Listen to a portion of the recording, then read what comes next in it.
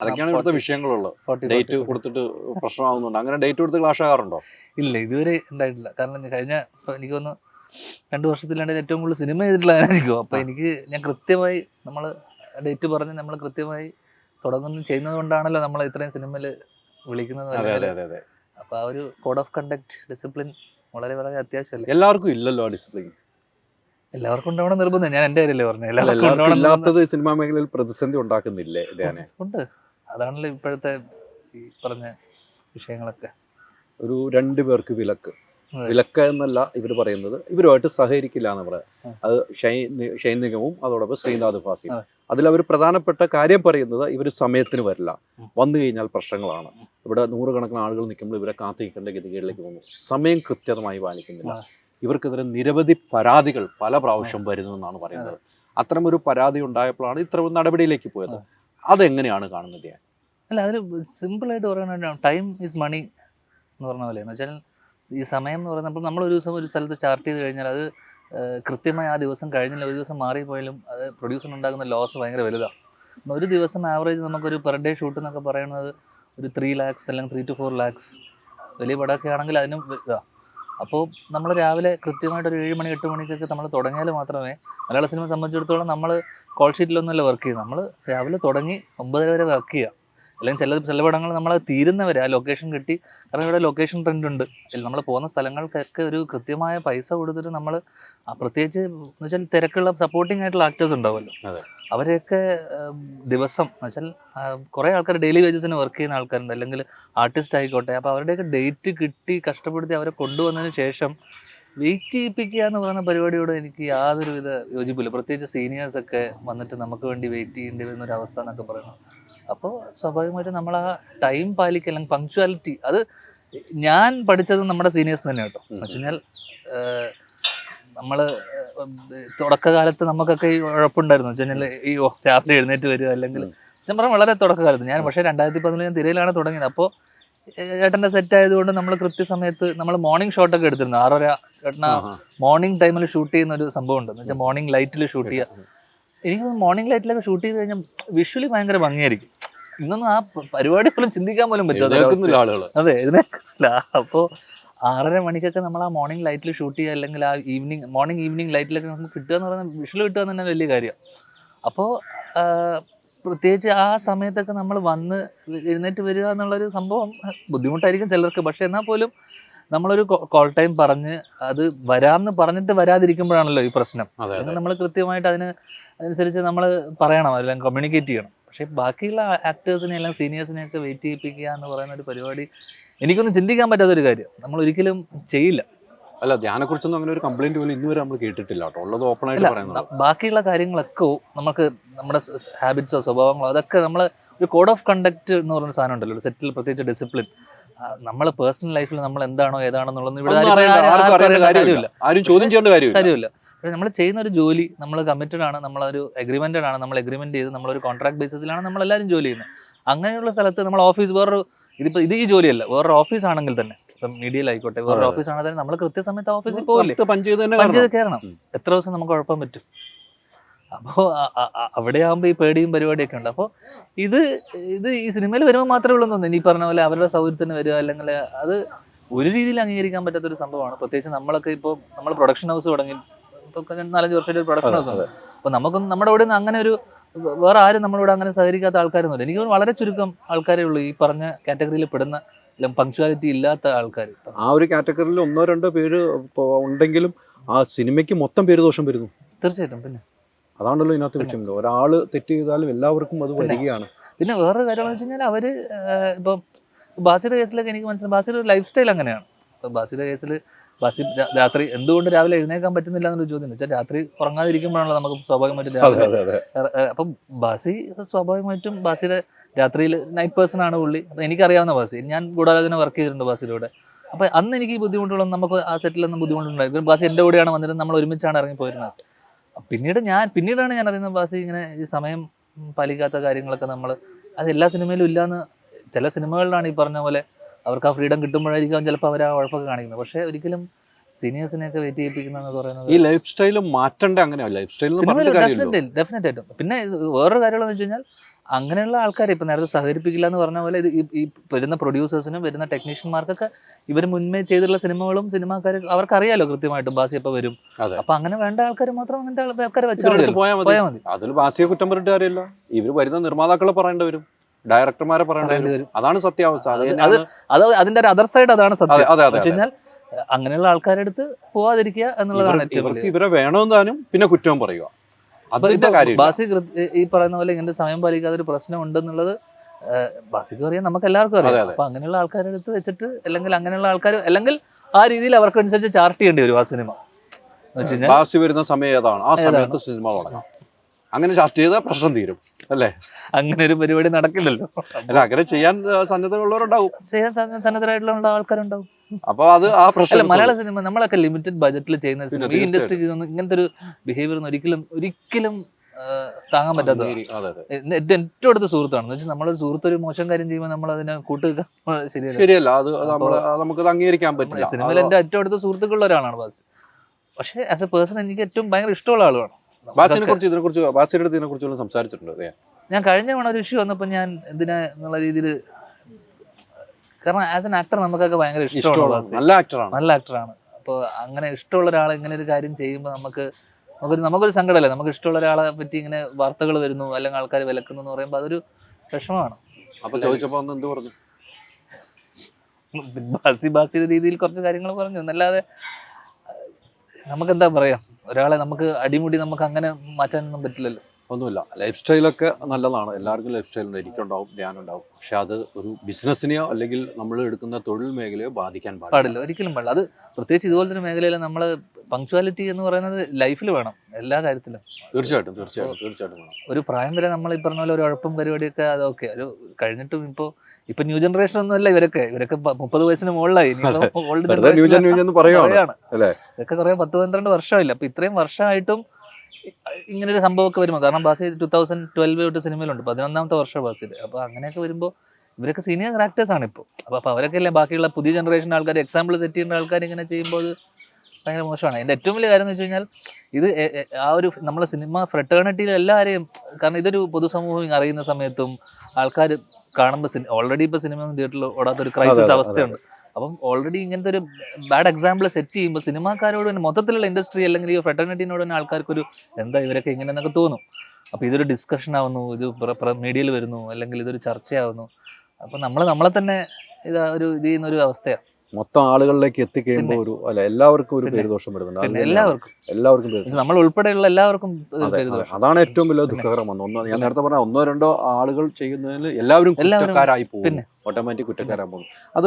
അത് ബാസിയെ പോലെ തന്നെയാണ് ഷെയ്ൻ നിഗത്തിന്റെ കാര്യം. അദ്ദേഹവും വലിയ രീതിയിൽ പ്രതിസന്ധികൾ ഉണ്ടാക്കുന്നു എന്നാണ്. അദ്ദേഹം കഴിഞ്ഞ തവണ സംസാരിച്ച ഫോൺ സംഭാഷണം വരെ പുറത്തു വന്നു. ഇപ്പോൾ പഴയ ഫോൺ സംഭാഷണം വരെ പുറത്തു വന്നു. അദ്ദേഹം RDX എന്ന സിനിമയിൽ വലിയ രീതിയിൽ പ്രതിസന്ധി ഉണ്ടാക്കിയെന്നാണ് പ്രൊഡ്യൂസർ തന്നെ നിർമ്മാതാക്കളുടെ അസോസിയേഷൻ കത്ത് കൊടുത്തത്. അതിന് അദ്ദേഹം മറുപടി കൊടുത്ത് രസകരമായ മറുപടിയായിട്ട് നമുക്ക് എല്ലാവർക്കും തോന്നി. അദ്ദേഹത്തിൻ്റെ കാര്യങ്ങൾ അദ്ദേഹം പറയുന്നു. പക്ഷേ ഒരു എഡിറ്റിംഗ് കാണണം. ഞാൻ സിനിമ എടുക്കുന്നുണ്ട്, ഞാൻ അഭിനയിക്കുന്നത്, പ്രൊഡ്യൂസ് ചെയ്യുന്നുണ്ട്. ഒരു എഡിറ്റിംഗ് ഒരു നടപടി എനിക്ക് കാണിച്ചിട്ടേ ഞാൻ അഭിനയിക്കുള്ളൂ എന്ന് പറയുന്ന ഒരു പിടിവാശിയൊക്കെ എങ്ങനെ അംഗീകരിക്കാൻ കഴിയും? ആ പിടിവാശി അംഗീകരിക്കാൻ കഴിയില്ല. നമുക്ക് എഡിറ്റിംഗ് കാണുന്ന പറഞ്ഞാൽ ഇവിടെ എല്ലാവരും എഡിറ്റ് കാണുന്നുണ്ട്, സ്പോട്ടിൽ നമുക്ക് എഡിറ്റ് കാണാം. ആ പിടിവാശിൻ്റെ കാര്യമില്ല എന്നുള്ളതാണ്. കാരണം അല്ലെങ്കിൽ നമുക്ക് എഡിറ്റ് കാണാമല്ലോ, അല്ലെങ്കിൽ നമ്മൾ ഡബിൻ്റെ സമയത്ത് നമ്മൾ സിനിമ കാണുന്നു, അല്ലെങ്കിൽ ഇവിടെ ആക്ടേഴ്സൊക്കെ ഷോട്ട് കഴിഞ്ഞതിന് ശേഷം നമുക്ക് കാണാം, അല്ലെങ്കിൽ ഒഴിവ് സമയങ്ങളിലൊക്കെ ഇവിടെ എല്ലാവരും വന്നിട്ട് എഡിറ്റൊക്കെ കാണുന്നതാണ്. എഡിറ്റ് ചെയ്താലേ ഇനി മുന്നോട്ട് പോവുള്ളൂ, അങ്ങനെ ഒരു പിടിവാശിയുടെ ഒരു ആവശ്യമില്ല. അല്ലെങ്കിൽ അവർ ചോദിച്ചു കഴിഞ്ഞാൽ കാണിച്ചു തരും. ഇതിലുള്ള പ്രധാന പ്രശ്നം വെച്ചാൽ അത് ഷെയ്ൻ്റെ കൂടെ സിനിമയാണ്. ഷെയ്ൻ എന്ന് വെച്ചാൽ നമ്മുടെയാണല്ലോ സിനിമ, നമ്മൾ വർക്ക് ചെയ്യുന്നത് നമ്മുടെ സിനിമയാണ്. ആ സിനിമയുടെ എന്തിതായിക്കോട്ടെ അതിൻ്റെ ബാക്കിയുള്ള സ്വാർത്ഥതയൊക്കെ വിട്ടിട്ട് നമ്മൾ നല്ല ചിന്ത വിട്ടിട്ട് ആ സിനിമയുടെ കൂടെ നിൽക്കുക എന്നുള്ളതാണ് ഏറ്റവും വലിയ കാര്യം. അതിൻ്റെ ടെക്നീഷ്യന്മാർക്കൊരു ബാധ്യത ഉണ്ടാക്കാതിരിക്കുക, അല്ല അവരെ വിഷമിപ്പിക്കാതിരിക്കുക. കാരണം എന്ത് പറ്റുമെന്ന് വെച്ച് കഴിഞ്ഞാൽ ഡയറക്ടറൊക്കെ ഫെഡപ്പ് ആയി പോകും. അങ്ങനെയുള്ള അവസ്ഥ വരുമ്പോൾ അവരുടെ ക്രിയേറ്റീവ് സൈഡിലൊക്കെ കയറി ഇടപെടുമ്പോഴൊക്കെ മാനസികമായിട്ട്, ഇപ്പം ഞാനൊരു ഡയറക്ടറായിട്ട് വർക്ക് ചെയ്തു, അപ്പം നമ്മളെ ആക്ടേഴ്സ് ഒരുപാട് ഇടപെടൽ നടത്തുമ്പോൾ, ഇൻ്റർഫിയറൻസ് നടത്തുമ്പോൾ നമ്മൾ ഫെഡപ്പ് ആയി പോകുന്നു. അപ്പം നമ്മൾ മാനസികമായി തളർന്നു. ഞാൻ കേട്ടു ആ ഡയറക്ടർ ഒരു 5-6 ദിവസം ഹോസ്പിറ്റലായി. അപ്പോൾ അവനും എത്രയോ സ്വപ്നങ്ങളുമായിട്ട് വരുന്നൊരു സംവിധായകൻ്റെ അങ്ങനെ ഒരു മാനസികാവസ്ഥയിലൊക്കെ അവനെ എത്തിക്കുക എന്നൊക്കെ പറയുന്നത് എന്താ പറയണ്ടത്, എന്തൊരു മോശമാണ് അതൊക്കെ.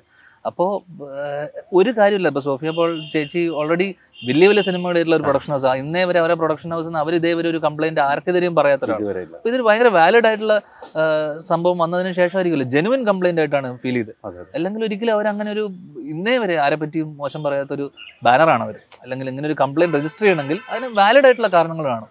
അപ്പോൾ സിനിമ എൻ്റെയും കൂടെ സിനിമയാണ്. എൻ്റെ സിനിമയിൽ ഒരു പ്രശ്നം വരാൻ ഞാൻ അനുവദിക്കില്ല. അങ്ങനെ ഒരു പ്രശ്നം ഉണ്ടെങ്കിൽ തന്നെ അത് ഞാൻ സോർട്ട് ചെയ്യും എന്നാണ് ഞാൻ വർക്ക് ചെയ്യുന്ന സിനിമയിൽ ഞാൻ എപ്പോഴും ആലോചിക്കുന്നത്.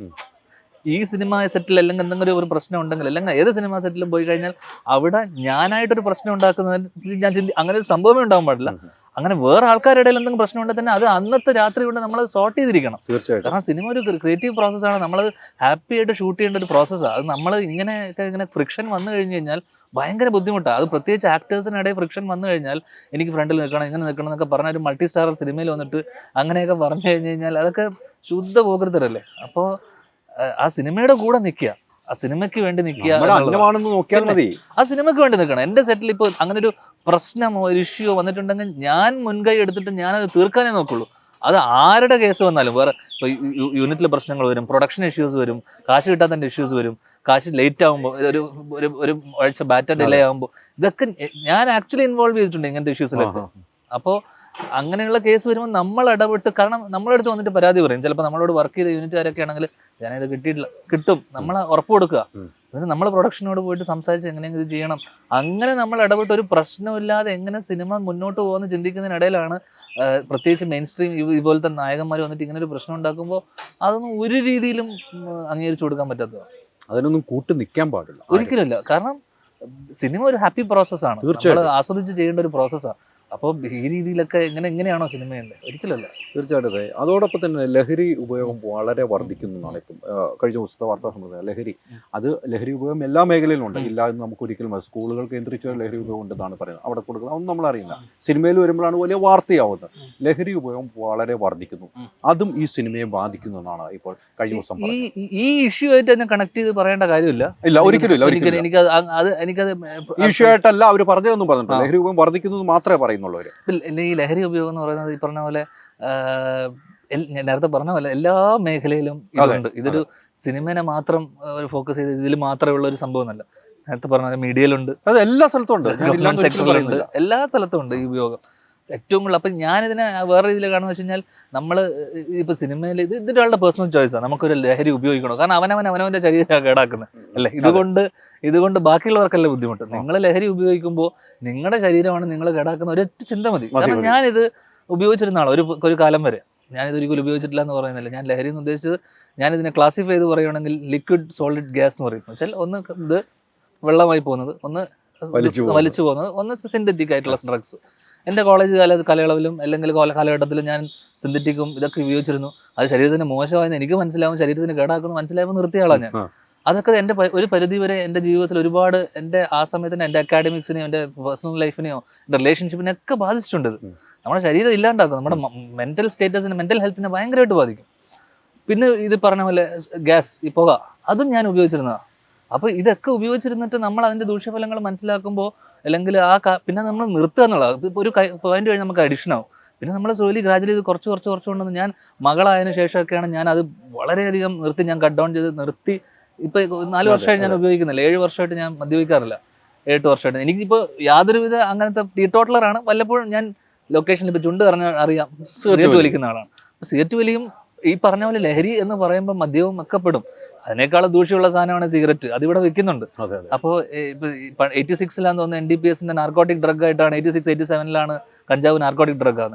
കഞ്ചാവ് ഞാൻ കഴിഞ്ഞൊരു സ്ഥലത്തും പറഞ്ഞു, കഞ്ചാവ് ഭയങ്കര ഓവർ റേറ്റഡാണ്. കഞ്ചാവ് ഒക്കെ കഴിഞ്ഞിട്ട് ഇപ്പോൾ സിന്തറ്റിക്കിലേക്ക് കടന്നു. ഈ സിന്തറ്റിക് ആണ് നമ്മൾ ഈ പറയുന്ന സോക്കോൾ. നമ്മൾ ഒരു 5 വർഷം മുന്നേ വരെ ലഹരി എന്ന് പറയുന്ന സാധനം എന്ന് വെച്ചാൽ കഞ്ചാവായിരുന്നു. കഞ്ചാവ് എന്തോ സംഭവം. കഞ്ചാവ് 40ഓളം രാജ്യങ്ങളിൽ ലീഗലൈസ് ചെയ്ത സാധനമാണ്. റിക്രിയേഷൻ ഡ്രഗ് ആൻറ്റി ഡിപ്രസൻ്റ് ആയിട്ട് വരെ, മരുന്നായിട്ട് വരെ കൊടുക്കുന്ന സാധനമാണ്. സോ കഞ്ചാവിനെ അതിനെ ഡോർ ഡ്രഗ് ആയിട്ട് നമുക്ക് പറയാം. കാരണം ഡോർ ഡ്രഗ് എന്ന് പറയുന്നത് ഇതിൻ്റെ ഇടയിൽ നിന്ന് അടുത്തയിലോട്ട് പോകുന്ന ഒരു ഡോർ ഡ്രഗാണ്. ഓക്കെ, ഇത് അടുത്തയിലോട്ട് പോകുമ്പോൾ ഈ സിന്തറ്റിക് വരുമ്പോഴാണ് മനുഷ്യന്റെ വേറെ ലെവലിലോട്ട് ആൾക്കാർ സ്വഭാവം തന്നെ മാറിപ്പോകുന്നത്. എല്ലാം കൊണ്ടും ശരീരത്തിന് ദൂഷ്യമുള്ള വേറൊരു സാധനമില്ല. അപ്പോൾ അത് എനിക്ക് പറയാനുള്ള സിനിമയിലെ ലഹരി ഉപയോഗത്തിനേക്കാളും ഈ റൂട്ട് ലെവലിൽ ഇന്നത്തെ ഗ്രോയിങ് കുട്ടികൾ, സ്കൂൾ, കോളേജ്, അവിടെയാണ് ആക്ച്വലി ഈ പറഞ്ഞ സിനിമയിൽ കുറെ പൈസകൾ കുറെ ആൾക്കാർ ഈ പറഞ്ഞ പോലെ അവന്മാർ കഴപ്പിന് വലിക്കുന്നല്ലാണ്ട് വലിക്കുന്നല്ലാണ്ട് അവർക്കൊന്നും നഷ്ടപ്പെടാനൊന്നുമില്ല. അവർ കുറെ അത്യാവശ്യം കാശും ഇതൊക്കെ ഉണ്ട് പുള്ളിമാരുടെ കയ്യിലും. ഇതല്ല, കുട്ടികളും ഈ കോളേജിലെ പിള്ളേരും. അപ്പം ശരിക്കും പറഞ്ഞു കഴിഞ്ഞാൽ ഒരു ഒരു ഒരു ഒരു റെയ്ഡോ അല്ലെങ്കിൽ ഇതുപോലത്തെ സാധനങ്ങൾ സ്കൂളുകളിലും ഇതിലും കേന്ദ്രീകരിച്ച് വേണം, അവർക്ക് വേണം ശരിക്കും അവയർനെസ് കൊടുക്കാൻ ഇതിന്റെ ദൂഷ്യഫലങ്ങൾ. കാരണം ശരിക്കും അത് അവരുടെ ആ അക്കാഡമിക് ലെവലിനെയും അവരുടെ എല്ലാ ലെവലിലും അവരെ ബാധിക്കും, ഡെഫിനറ്റ് ആയിട്ടും ബാധിക്കും. എന്നെ ബാധിച്ചിരുന്നു എന്ന് വെച്ചിട്ട് നീ ഇതൊക്കെ ആയ പ്രായത്തിൽ ചെയ്തിട്ട് ഞങ്ങളെ വന്നിട്ട് ചെയ്യാതിരിക്കുന്നെന്ന് പറയണം. പക്ഷെ ഇറ്റ്സ് ബാഡ്. അത് നമ്മളെ നിർത്തുന്നതാണ്. പിന്നെ അപ്പോൾ അത് റൂട്ട് ലെവലിൽ ഇറങ്ങിയിട്ട്, കാരണം പിന്നെ ഇതെന്താന്ന് വെച്ച് കഴിഞ്ഞാൽ ഇത് ഉപയോഗിക്കുന്ന ആൾക്കാരെ പിടിച്ചിട്ട് കാര്യമില്ല, ഇതിന്റെ പെഡ്ലേഴ്സിനെ വേണം പിടിക്കാൻ. ഇതിന്റെ മുകളിലോട്ട് എത്തുമ്പോൾ ഇവിടുത്തെ ആൾക്കാർക്കൊന്നും ചെയ്യാൻ പറ്റാത്തൊരവസ്ഥയുണ്ട്. കാരണം ഇതൊക്കെ പല പുറത്തുനിന്നൊക്കെ വരുന്ന സാധനം. അപ്പൊ ഇത് ഉപയോഗിക്കുന്ന ആൾക്കാരെ പിടിച്ചിട്ട് ആക്ച്വലി എന്ത് കിട്ടാനാ? നമ്മള് പുഷ് ചെയ്യുന്ന ആൾക്കാർ, ഇത് പെഡൽ ചെയ്യുന്ന ആൾക്കാരെ മാത്രം പിടിച്ചിട്ടേ കാര്യമുള്ളൂ. അപ്പോൾ ഇത് റൂട്ട് ലെവലിൽ ഇറങ്ങി പ്രത്യേകിച്ച് ഈ ജനറേഷനിലെ പിള്ളേര്, കുട്ടികൾ ഭയങ്കരമായിട്ട് ഇതുപോലത്തെ സാധനങ്ങൾ ഉപയോഗിക്കുമ്പോൾ, കാരണം കഞ്ചാവ് ആർക്കും വേണ്ട ഇപ്പോ. അതിന്റെ അപ്പുറത്തേക്കുള്ള സാധനം കിട്ടുമ്പോൾ ആർക്കാ കഞ്ചാവ് വേണ്ടേ? അപ്പോൾ ആ ലെവലിലോട്ട് കാര്യങ്ങൾ പോകുമ്പോൾ നമ്മളിങ്ങനെ, കാരണം ഞാൻ കഴിഞ്ഞ തവണ ബാംഗ്ലൂർ പോയപ്പോൾ എൻ്റെ സുഹൃത്തിൻ്റെ അനിയന്മാരൊക്കെ ഇത് ഉപയോഗിക്കുന്ന കണ്ടിട്ട് ഞാൻ ഇരുന്ന് അവന്മാരോട് പറഞ്ഞിട്ടുണ്ട്, എടാ നിർത്ത്, ഇതുപോലത്തെ സാധനങ്ങളാണ്, അവർക്ക് കഞ്ചാവൊന്നും വേണ്ട. അപ്പോൾ ആ ലെവലിലോട്ട് കാര്യങ്ങൾ മാറും. അപ്പോൾ അവരുടെ ഒരു ഏജ് അല്ലെങ്കിൽ അവരുടെ ആ ഏറ്റവും നല്ല കോളേജ് ടൈമിൽ ഏറ്റവും നല്ല ലൈഫിൽ ഏറ്റവും മനോഹരമായ സമയമാണ് ഇതൊക്കെ വലിച്ചും ഇതൊക്കെ അടിച്ചിട്ടും സമയം കളയുന്നത്. ഏറ്റവും പ്രൊഡക്റ്റീവായിട്ട് ഏറ്റവും ക്രിയേറ്റീവായിട്ട് നമുക്ക് ചിന്തകളും കാര്യങ്ങളും ചെയ്യേണ്ട സമയത്ത് ഇതിൻ്റെ പുറത്ത് അഡിക്റ്റഡ് ആയിട്ട് നമ്മൾ ജീവിതം തൊലയ്ക്കുക എന്ന് പറഞ്ഞ പരിപാടിയാണ് ഈ സാധനം. എനിയുടെ ഇതിനപ്പുറം വേറെ ദൂഷ്യമുള്ളൊരു പരിപാടിയില്ല. സിനിമാ മേഖലയിൽ ഉപയോഗിക്കുമ്പോൾ ലൊക്കേഷനിൽ വന്ന് പരസ്യമായിട്ട് ഉപയോഗിക്കുന്ന നിലയിലേക്ക്, പണ്ടൊക്കെ രഹസ്യമായിട്ട് ഉപയോഗിക്കും, പരസ്യമായിട്ട് ഉപയോഗിക്കുന്ന നിലയിൽ അത് ഷൂട്ടിങ്ങിന് തടസ്സമാവുന്നുണ്ട്. എനിക്ക് ഇപ്പൊ എൻ്റെ അറിവിൽ വലിക്കുന്ന ഒരുപാട് സിനിമാക്കാരുണ്ട്. 1, 2, 3 പേരൊന്നുമല്ല, ഒരുവിധം ഒട്ടുമിക്ക സിനിമാക്കാരും വലിക്കുന്ന ആൾക്കാർ എനിക്കറിയാം. ഇപ്പം ഞാൻ പറഞ്ഞു, ഞാൻ 4 വർഷം മുന്നേ വരെ ഇത് ഉപയോഗിച്ചിരുന്ന ആളാണ്. അപ്പം ഞാൻ പറഞ്ഞ ഇത് അപ്പോൾ എനിക്കറിയാവുന്ന ഒട്ടുമിക്ക സിനിമാക്കാർ എല്ലാവരും, അത് സീനിയേഴ്സ് ഉണ്ട്, ജൂനിയേഴ്സ് ഉണ്ട്, എല്ലാ ജനറേഷനിലെ ആൾക്കാരുണ്ട്. അത് ഒരു ജനറേഷൻ എന്നല്ല, ഇതിൽ എല്ലാ ജനറേഷനും ഉണ്ട്. കാരണം എല്ലാവരും ഉപയോഗിക്കുന്ന ഒരുപാട് പേര് എനിക്കറിയാം. പക്ഷേ അതിൽ പലരും നിർത്തി, പലരും കുറച്ചു, പലരും ഇപ്പം ഇല്ല. ഇപ്പോൾ ഒരു വളരെ ചുരുക്കം ആൾക്കാരാണ് ഇത് ഇപ്പോഴും. എനിക്ക് തോന്നുന്നു ഈ ജനറേഷനിൽ കുറച്ച് ആൾക്കാരൊക്കെ ഉപയോഗിക്കുന്നുള്ളൂ. കാരണം പലരും ഒരു പ്രായം കഴിയുമ്പോൾ നമ്മൾ മനസ്സിലാക്കി മടുപ്പുണ്ടല്ലോ, ശരീരം റെസ്പോണ്ട് ചെയ്ത് തുടങ്ങും. അപ്പോഴെല്ലാവരും പതുക്കെ ഇത് വിട്ടു തുടങ്ങി. അപ്പോൾ ഇപ്പോഴും ഇത് വലിക്കുന്ന സമയത്ത് എന്ന് വെച്ചാൽ സിനിമ അല്ലെങ്കിൽ ആ സെറ്റിന് ബുദ്ധിമുട്ടുണ്ടാക്കുന്നുണ്ടോ എന്ന് ചോദിച്ചാൽ ഒരു പരിധിവരെ ഉണ്ടെന്ന് തന്നെ പറയേണ്ടി വരും. കാരണം നമ്മുടെ പറഞ്ഞ പോലെ ശീലങ്ങൾ വരുന്ന ദുശീലങ്ങൾ കൂടുമ്പോൾ നമ്മൾ ഉഴപ്പുണ്ടാവും. നമ്മൾ സമയത്ത് പോകാതിരിക്കുന്നതിൻ്റെ ഒക്കെ ഒരു കാരണം നമ്മുടെ ഈ ലൈഫ് സ്റ്റൈലിൽ വരുന്ന ഈ പറഞ്ഞ ശീലങ്ങളൊക്കെ തന്നെയാണ്, ഹാബിറ്റ്സ്. അപ്പോൾ അത് ചിലരതിനെ കറക്റ്റ് ബാലൻസ് ചെയ്ത് കൊണ്ടുപോകുന്ന ആൾക്കാരുണ്ടാവും. ഇത് കൃത്യമായി ലൊക്കേഷനിലെത്തുന്നു, കറക്റ്റായിട്ട് ഷൂട്ട് ചെയ്യുന്നു. വൈകുന്നേരങ്ങളിൽ പോയിട്ട് ഒരെണ്ണം അടിച്ചിട്ടോ കുടിച്ചിട്ടോ കിടക്കുന്ന ആൾക്കാരുണ്ടാവും.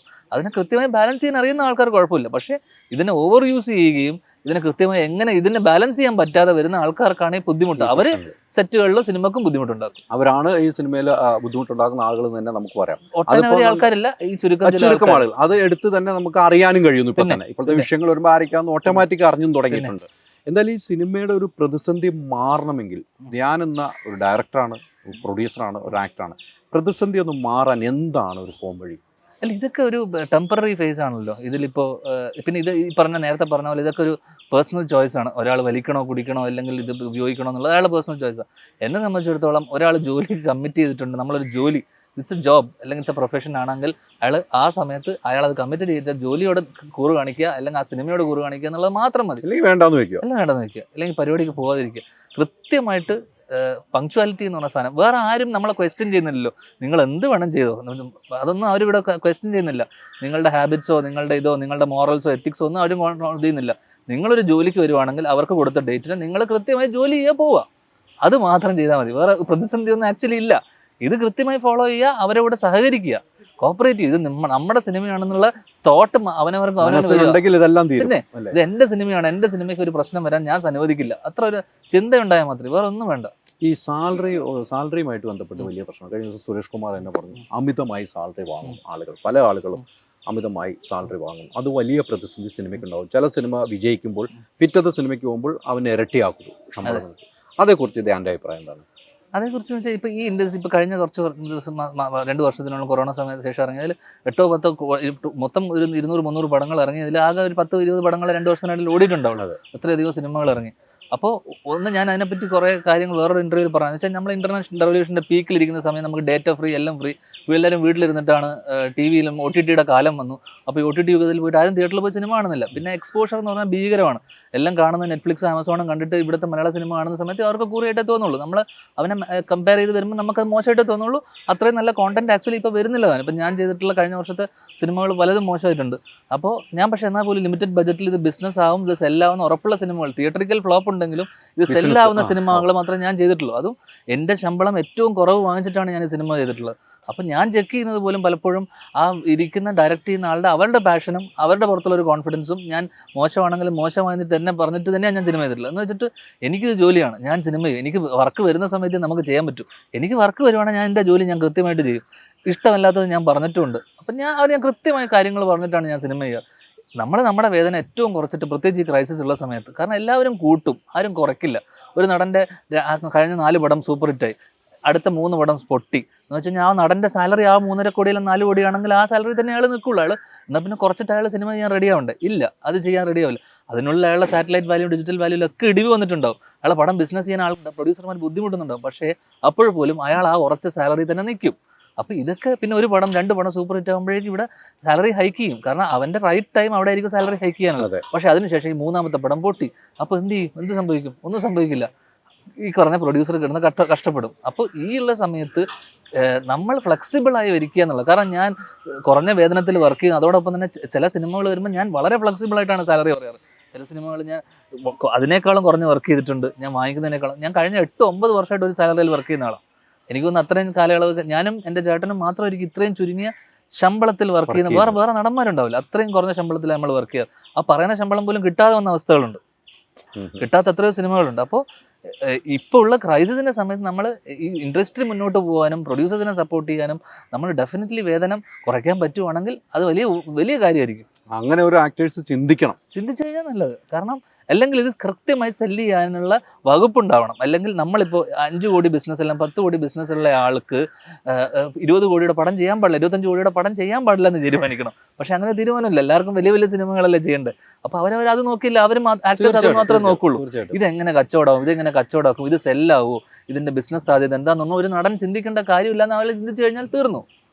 അപ്പോൾ പക്ഷേ ഏറ്റവും വലിയ കാര്യം എന്ന് വെച്ചാൽ അതിന്റെ അടുത്ത അതർ സൈഡ് എന്ന് വെച്ചാൽ ഇതൊക്കെ അറിഞ്ഞിട്ടായിരിക്കുമല്ലോ പ്രൊഡ്യൂസർ പോകുന്നുണ്ട്. അവിടെ ഉണ്ട്. അപ്പൊ ഇത് കൃത്യമായിട്ടുള്ള ഒരു കൗൺസിലിംഗ് പോലെയോ, അല്ലെങ്കിൽ ഒരു കൗൺസിലിംഗ് അല്ല ഞാൻ പറഞ്ഞത്, കൗൺസിലിംഗ് എന്ന് പറയുന്നതല്ല, പക്ഷെ ഒരു കൃത്യമായിട്ടുള്ള ഒരു അഡ്വൈസ് പ്രൊഡ്യൂസർ അസോസിയേഷനും ഇങ്ങനെയാണ് അവസ്ഥ, നിങ്ങൾ അങ്ങനെ ഒരു സാധനം ഉണ്ടെങ്കിൽ അവർക്കും കൃത്യമായിട്ടൊരു ഐഡിയ കിട്ടില്ല. ഇപ്പം നമ്മൾ ഫോം കൊടുക്കുന്നു, പ്രൊഡ്യൂസർ ആവുന്നു, കഴിഞ്ഞു, നമ്മൾ പ്രൊഡ്യൂസറായി, പിന്നെ നമുക്ക് എന്ത് വേണം ചെയ്യാം. പക്ഷേ ഒരു പ്രൊജക്റ്റ് വരുന്ന സമയത്ത് അവർക്ക് കൃത്യമായിട്ടുള്ളൊരു ഗൈഡൻസ് കൊടുക്കാൻ പറ്റിയാണ് ആക്ച്വലി നല്ലതാണ്. ഇതാണ് ഇതിൻ്റെ അവസ്ഥ, ഇങ്ങനെയൊക്കെയാണ് കാര്യങ്ങൾ. പക്ഷേ ഇവിടെ സിനിമ ചെയ്യുന്ന പല ആൾക്കാർക്കും പല ഉദ്ദേശങ്ങളാണ്. അപ്പം പിന്നെ നമ്മൾ അതൊന്നും പറഞ്ഞിട്ട് കാര്യമില്ല. ഇത് ഒരു സിനിമ റിലീസായാൽ അന്ന് തന്നെ 10 പേരുണ്ടെങ്കിൽ അന്ന് കേക്ക് മുറിച്ച് ആഘോഷം നടത്തും. അത് കാണുമ്പോൾ ഗൾഫിലുള്ള പ്രൊഡ്യൂസർമാർ ഇത് ഭയങ്കര വിജയം. അത് പറഞ്ഞു ഇവിടെ സുരേഷ് അങ്കിൾ ഒരു ഇന്റർവ്യൂവിൽ പറഞ്ഞു, ഇവിടെ ടൂറിസ്റ്റ് പ്രൊഡ്യൂസേഴ്സ് എന്ന് വെച്ച് കഴിഞ്ഞാൽ ഒരു സിനിമ ചെയ്ത് അവർക്ക് പോവുക, അത്രേ ഉള്ളൂ. അത് ഓടിയോ പൊട്ടിയോ എന്നുള്ള ഒരു വിഷയമല്ല. അങ്ങനെ ഒരുപാട് ടൂറിസ്റ്റ് പ്രൊഡ്യൂസേഴ്സ് ഉണ്ട്. അവർക്കൊരു സിനിമ ചെയ്യണം എന്നുള്ളൊരു മോഹം മാത്രമേ ഉള്ളൂ.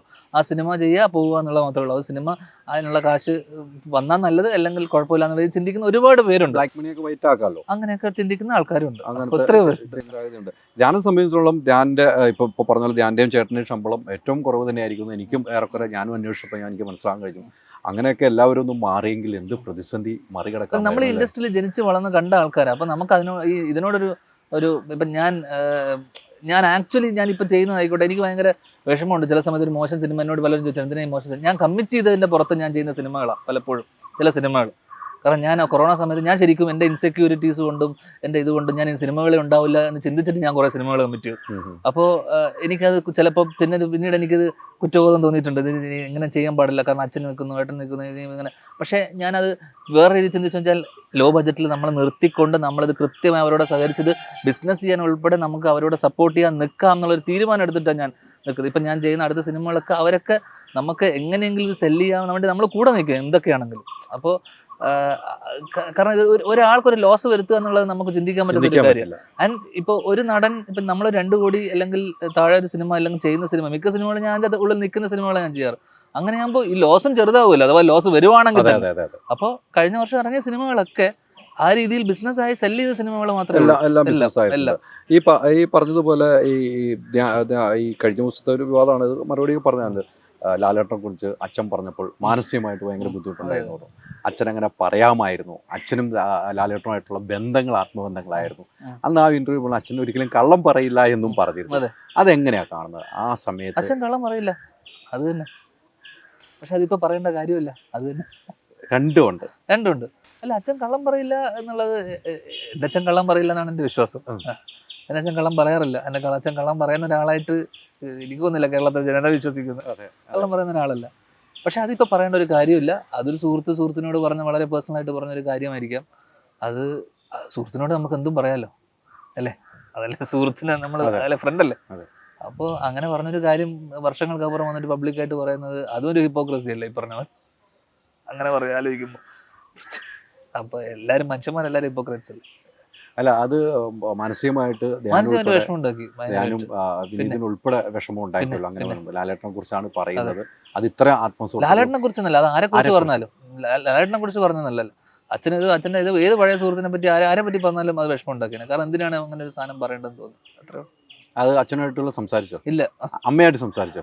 ഇല്ല, ഞങ്ങൾ അത് അവിടെ കഴിഞ്ഞു. നമ്മളത് കഴിഞ്ഞതിനെ പറ്റി പിന്നെ സംസാരിച്ചു. നിങ്ങൾ സംസാരിച്ചോ? വിനീതുമായിട്ട് സംസാരിച്ചോ? സംസാരിച്ചിട്ടില്ല. ഒന്നും സംസാരിച്ചില്ല.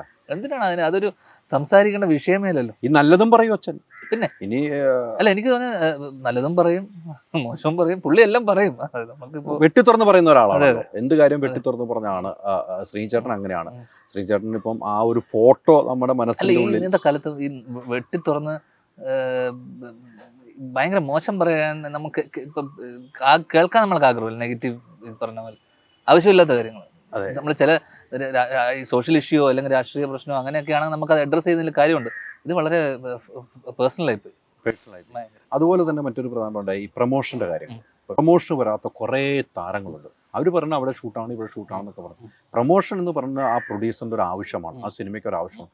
അത്തരം താരങ്ങളെ കുറിച്ച് എന്താണ് പറയുന്നത്? ഒന്നും പറയാനില്ല. കാരണം അവർ അഗ്രിമെന്റിൽ കൃത്യമായിട്ട് എഴുതിയിട്ടുണ്ട്. അഗ്രിമെന്റിനകത്ത് അതൊക്കെ അപ്പം തന്നെ കേസ് കൊടുത്ത് കംപ്ലൈന്റ് കൊടുത്തിട്ട് എത്തിക്കേണ്ട ആവശ്യം മാത്രമേ ചെയ്യണം. കംപ്ലൈന്റ് ചെയ്യണം. പിന്നെ ഞാൻ എൻ്റെ എല്ലാ പടത്തിനും പ്രൊമോഷന് കൃത്യമായി പോകുന്ന ആളാണ്. അത് ചിലപ്പോൾ ഭയങ്കര മടുപ്പ്, നമുക്കൊക്കെ മടുപ്പ് തോന്നുന്ന പരിപാടിയാണ്. ചില ചോദ്യങ്ങൾ നമുക്ക് ഇഷ്ടപ്പെടാത്ത പരിപാടികളുണ്ടാവും, പ്രൊമോഷനൊക്കെ ബോറടിക്കും, അതൊക്കെ ശരിയാണ്. പക്ഷേ ഇറ്റ്സ് ദ പാർട്ട്. ആ അഗ്രിമെന്റിനകത്ത് നടക്കം നമ്മൾ ആ പടത്തിൻ്റെ ഭാഗമാകും. പ്രൊമോഷൻ നമ്മൾ പങ്കെടുക്കുന്ന അഗ്രിമെന്റ് ചെയ്തിട്ടാണ് നമ്മൾ ആ അഗ്രിമെന്റ് സൈൻ ചെയ്ത് കൊടുക്കുന്നത്. അപ്പോൾ അങ്ങനെ സൈൻ ചെയ്ത് കൊടുത്തിട്ടുണ്ടെങ്കിൽ തീർച്ചയായിട്ടും പ്രൊമോഷന് പോയല്ലേ പറ്റും. അത് പോയേ പറ്റുള്ളൂ. പ്രൊമോഷൻ ഒരു സിനിമയുടെ ഘടകമാണ്, അല്ലേ? അതിന് മാറ്റമൊന്നുമില്ല. അതോടൊപ്പം മറ്റൊരു പ്രധാനപ്പെട്ട കാരണം, ഈ സംഘടനകളിലൊക്കെ മെമ്പർഷിപ്പ് എടുക്കണം നിർബന്ധമുണ്ടോ? ഞാൻ ഫെഫ്കയിലും പ്രൊഡ്യൂസർ അസോസിയേഷനിലും മെമ്പറാണ്.